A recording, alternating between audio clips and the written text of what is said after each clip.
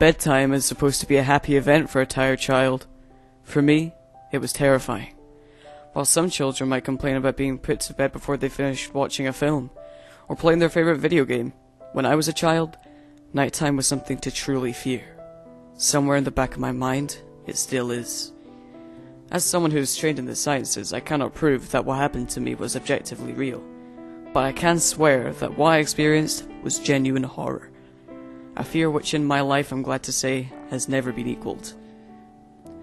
I will relate it to you all now as best I can. Make of it what you will, but I'll be glad just to get it off my chest. I can't remember exactly when it started, but my apprehension towards falling asleep seemed to correspond with my being moved into a room of my own. I was 8 years old at the time, and until then I had shared a room, quite happily, with my older brother. As is perfectly understandable for a boy 5 years my senior, my brother eventually wished for a room of his own, and as a result, I was given the room at the back of the house.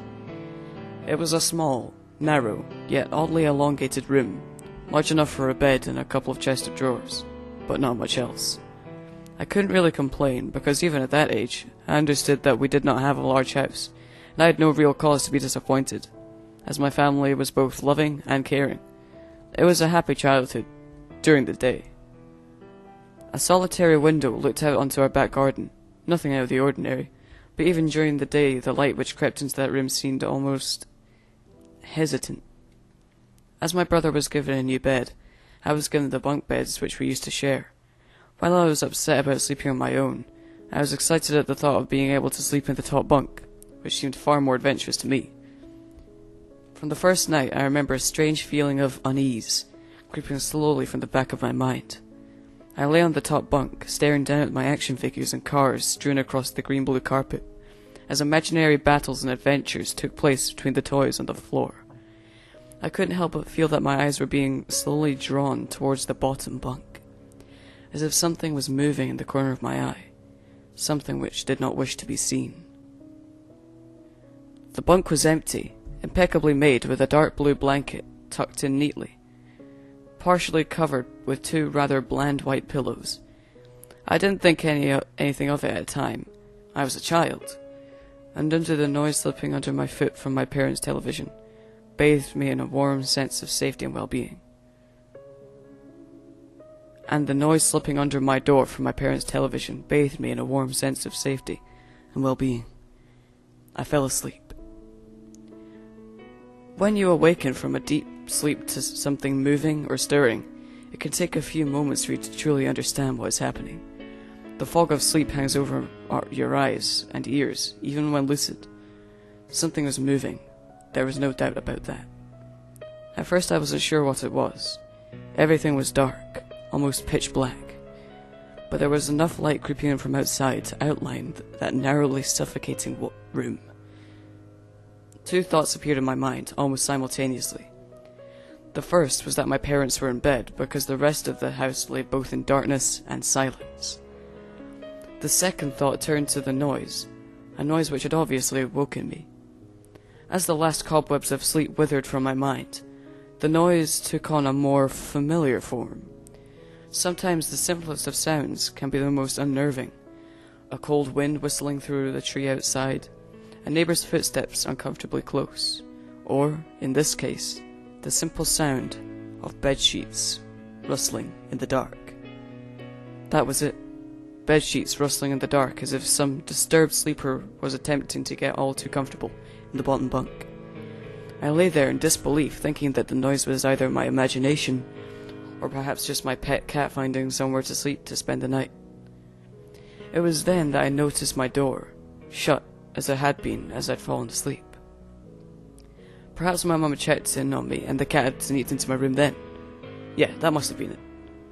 I turned to face the wall, closing my eyes in the vain hope that I could fall back to sleep. As I moved, the rustling noise from underneath me ceased. I thought that I must have disturbed the cat, but quickly I realized that the visitor in the bottom bunk was much less mundane than my pet trying to sleep, and much more sinister. As if alerted to and disgruntled by my presence, the disturbed sleeper began to toss and turn violently, like a child having a tantrum in their bed. I could hear the sheets twist and turn with increasing ferocity. Fear then gripped me, not like the subtle sense of unease I'd experienced earlier, but now potent and terrifying. My heart raced as my eyes panicked, scanning the almost impenetrable darkness. I let out a cry. As most young boys do, I instinctively shouted on my mother. I could hear something stir on the side of the house, but as I began to breathe a sigh of relief that my parents were coming to save me, the bunk bed suddenly started to shake violently, as if gripped by an earthquake. Scraping against the wall, I could hear the sheets below me thrashing around as if tormented by malice. I did not want to jump down to safety as I feared the thing in the bottom bunk would reach out and grab me, pulling me into the darkness. So I stayed there. White knuckles clenched my own blanket like a shroud of protection. The wait seemed like an eternity. The door finally, and thankfully, burst open, and I lay bathed in light while the bottom bunk, the resting place of my unwanted visitor, lay empty and peaceful. I cried and my mother consoled me, tears of fear, followed by relief, streaming down my face. Yet, through all of the horror and relief, I did not tell her why I was so upset.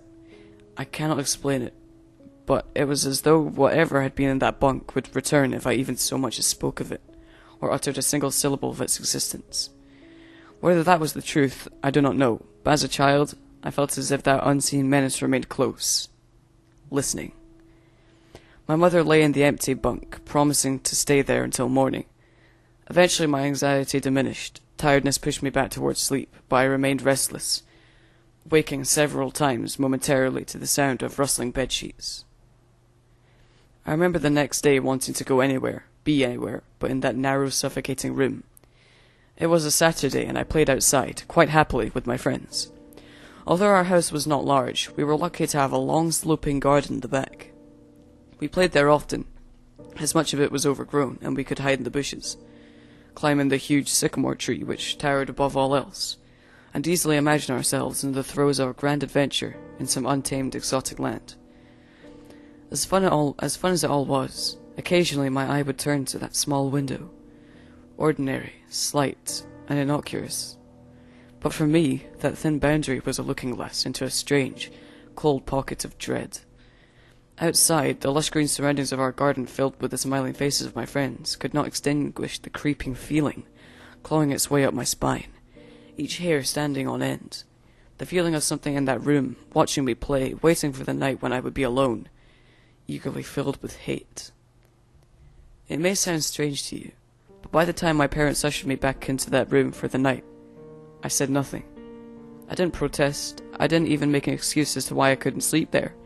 I simply and sullenly walked into that room, climbed the few steps into the top bunk, and then waited. As an adult, I would be telling everyone about my experience, but even at that age, I felt almost silly to be talking about something which I really had no evidence for. I would be lying. However, if I said this was my primary reason, I still felt that this thing would be enraged if I so much as spoke of it. It's funny how certain words can remain hidden from your mind, no matter how blatant or obvious they are. One word came to me that second night, lying there in the darkness alone, frightened, aware of a rotten change in the atmosphere, a thickening of the air as if something had displaced it. As I heard the first casual twists of the bed sheets below, the first anxious increase of my heartbeat at the realization that something was once again in the bottom bunk. That word, a word which had been sent into exile, filtered up through my consciousness, breaking free of all repression, gasping for air, screaming, etching, and carving itself into my mind. Ghost. At this thought came to me, I noticed that my unwelcome visitor had ceased moving.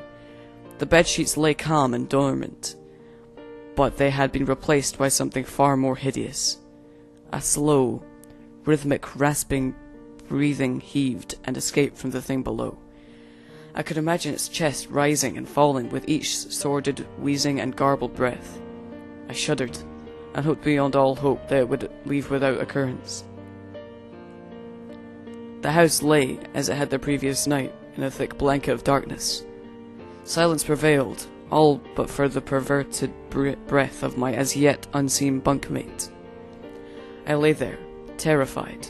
I just wanted this thing to go, to leave me alone. What did it want? Then, something unmistakably chilling transpired. It moved. It moved in a way different from before. When it threw itself around in the bottom bunk, it seemed unrestrained, without purpose, almost animalistic. This movement, however, was driven by awareness, with purpose, with a goal in mind. For that thing lying there in the darkness, that thing which seemed intent on terrorizing a young boy, calmly and nonchalantly sat up. Its laboured breathing had become louder as now only a mattress and a few flimsy wooden slats separated my body from the unearthly breath below. I lay there, my eyes filled with tears. A fear which mere words cannot relate to you or anyone else coursed through my veins. I would not have believed that this fear could have been heightened, but I was so wrong. I imagined what this thing would look like, sitting there, listening from below my mattress, hoping to catch the slightest hint that I was awake. Imagination then turned to an unnerving reality. It began to touch the wooden slats with which my mattress sat on. It seemed to caress them carefully, running what I imagined to be fingers and hands across the surface of the wood. Then, with great force, it prodded angrily between two slats into the mattress. Even through the padding, it felt as though someone had viciously stuck their fingers into my side.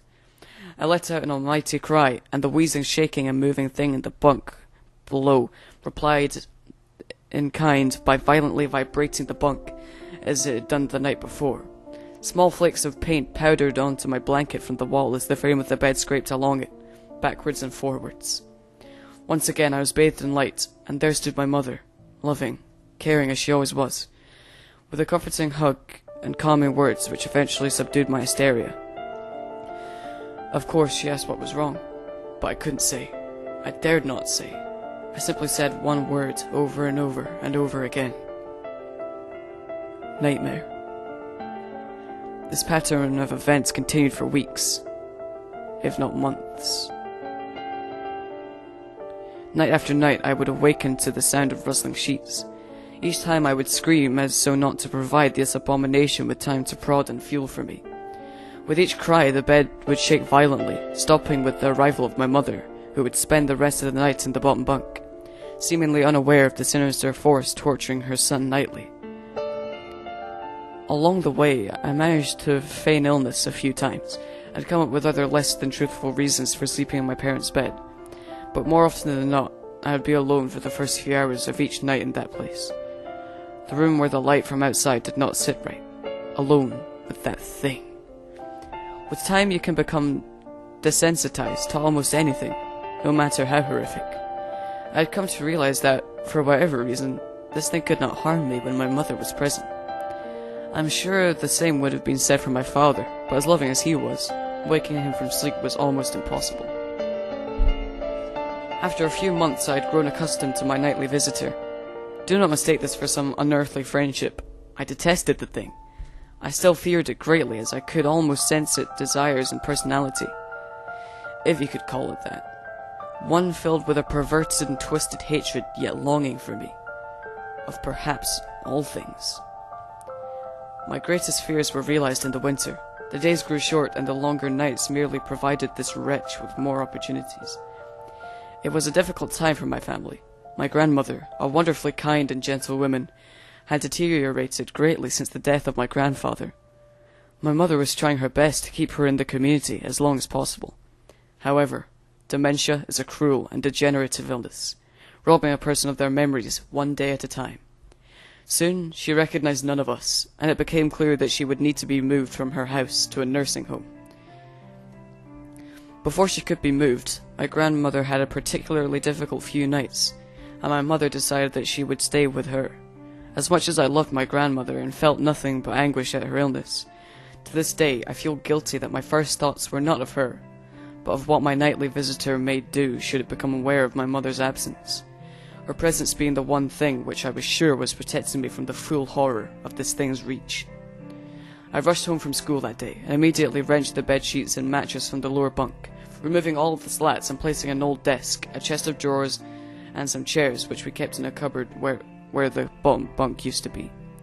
I told my father I was making an office, which he found adorable, and I would be damned if I'd give that thing a place to sleep for one more night. As darkness approached, I lay there, knowing my mother was not in the house. I did not know what to do. My only impulse was to sneak into her jewellery box and take a small family crucifix, which I had seen there before. Whilst my family were not very religious, at that age I still believed in God, and hoped that somehow this would protect me. Although fearful and anxious, while gripping the crucifix under my pillow tightly in one hand, sleep eventually came, and as I drifted off to sleep, I hoped that I would awaken in the morning, without incidents. Unfortunately, that night was the most terrifying of all. I woke up gradually. The room was once again dark. As my eyes adjusted, I could gradually make out the window and the door, and the walls, some toys on a shelf, and, even to this day, I shudder to think of it. For there was no noise, no rustling of sheets, no movement at all. The room felt lifeless. Lifeless, yet not empty. The nightly visitor, that unwelcome, wheezing, hate-filled thing which had terrorized me night after night, wasn't in the bottom bunk. It was in my bed. I opened my mouth to scream, but nothing came out. Utter terror had shaken the very sound from my voice. I lay motionless, as if I could not scream. I did not want to let it know I was awake. I had not yet seen it. I could only feel it.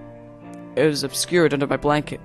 I could see its outline and I could feel its presence, but I dared not look. The weight of it pressed down on top of me, a sensation I will never forget. When I say that hours passed, I don't exaggerate.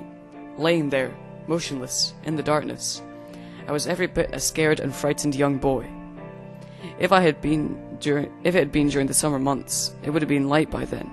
But the grasp of winter is long and unrelenting. I knew that it would be hours before sunrise, a sunrise which I yearned for. I was a timid child by nature, but I reached a breaking point, a moment where I could wait no more, where I could survive under this intimately deviant abomination no longer. Fear can sometimes wear you out, make you threadbare, a shell of nerves leaving only the slightest trace of you behind. I had to get out of that bed. Then I remembered. The crucifix. My hand still lay underneath the pillow, but it was empty. I slowly moved my wrists around to find it, minimizing as best I could the sound and vibrations caused, but it couldn't be found. I had either knocked it off the top bunk, or it had, I couldn't even bear to think of it, been taken from my hand. Without the crucifix, I lost my sense of hope. Even at such a young age, you can be acutely aware of what death is, and intensely frightened of it. I knew I was going to die in that bed if I lay there, dormant, passive, doing nothing. I had to leave that room behind, but how? Should I leap from the bed and hope that I make it to the door? What if it's faster than me? Or should I slowly slip out of that top bunk, hoping to not disturb my uncanny bedfellow? Realizing that it had not stirred when I moved, trying to find the crucifix, I began to have the strangest of thoughts. What if it was asleep? It hadn't so much as breathed since I'd woken up. Perhaps it was resting, believing that it had finally got me, that I was finally in its grasp. Or perhaps it was toying with me. After all, it had been doing just that for the countless nights, and now with me under it, pinned against my mattress with no mother to protect me. Maybe it was holding off, savouring its victory until the last possible moment, like a wild animal savouring its prey. I tried to breathe as shallowly as possible, mustering every ounce of courage I could.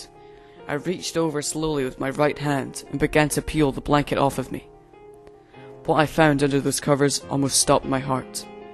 I didn't see it, but as my hand had moved to the blanket, it brushed against something smooth and cold, something which felt unmistakably like a gaunt hand. I held my breath in terror as I was sure it must now have known I was awake. Nothing. I didn't stir. It didn't stir. It felt dead. After a few moments, I placed my hand carefully further down the blanket and felt a thin, pearly forearm. My confidence and almost twisted sense of curiosity grew as I moved down further to a disproportionately larger bicep muscle. The arm was outstretched, lying across my chest, with the hand resting on my left shoulder as if it had grabbed me in my sleep. I realized that I would have to move this cadaverous appendage if I even so much as hoped to escape its grasp. For some reason, the feeling of torn, ragged clothing on the shoulder of this nighttime invader stopped me in my tracks. Fear once again swelled in my stomach and in my chest as I recoiled my hand in disgust at the touch of its draggled, oily hair. I could not bring myself to touch its face, although I wondered to this very day what it would have felt like. Dear God, it moved. It moved. It was subtle, but its grip on my shoulder and across my body strengthened me. No tears came, but God, how I wanted to cry. As his hand and arm slowly coiled around me, my right leg brushed along the cool wall which the bed lay against. Of all that happened to me in that room, this was the strangest. I realized that this clutching, rancid thing which drew great delight from violating a young boy's bed was not entirely on top of me. It was sticking out from the wall, like a spider striking from its lair. Suddenly its grip moved from a slow tightening to a sudden squeeze. It pulled and clawed at my clothes as if frightened by the opportunity would soon pass. I fought against it, but its emaciated arm was too strong for me. Its head rose up, writhing and contorting under the blanket, and I realized where it was taking me, into the wall. I fought for my dear life. I cried, and suddenly my voice returned to me, yelling, screaming, but no one came. Then I realized why it was so eager to suddenly strike, why this thing had to have me now. Through my window, that window which seemed to represent so much malice from outside, streaked hope, the first rays of sunshine. I struggled further, knowing that if I could just hold on, it would soon be gone. As I fought for my life, the unearthly parasite shifted, slowly pulling itself up my chest, its head now poking out from under the blanket, wheezing, coughing, rasping. I do not remember its features. I simply remember its breath against my face, foul and as cold as ice. As the sun broke over the horizon, that dark place, that suffocating room of contempt was washed, bathed in sunlight. I passed out as its scrawny fingers encircled my neck, squeezing the very life from me. I awoke to my father offering to make me some breakfast, a wonderful sight indeed. I had survived the most horrible experience of my life until then, and now I moved the bed away from the wall, leaving behind the furniture I had believed would stop that thing from taking a bed. Little did I think they would try to take mine, and me. Weeks passed without incidents. Yet on one cold frostbitten night, I woke to the sound of the furniture where the bunk beds used to be, vibrating violently. In a moment it passed. I lay there, sure I could hear a distant wheezing coming from deep within the wall, finally fading into the distance. I've never told anyone this story before. To this day, I still break out in a cold sweat at the sound of bedsheets rustling in the night, or a wheeze brought on by a common cold. I certainly never sleep with my bed against a wall. Call it superstition, if you will, but as I said, I cannot discount conventional explanations such as sleep paralysis, hallucination, or that of an overactive imagination. But what I can say is this. The following year I was given a larger room on the other side of the house. My parents took that strangely suffocating, elongated place as their bedroom. They said they wouldn't need a large room, just one big enough for a bed, and a few things. They lasted 10 days. We moved on the 11th.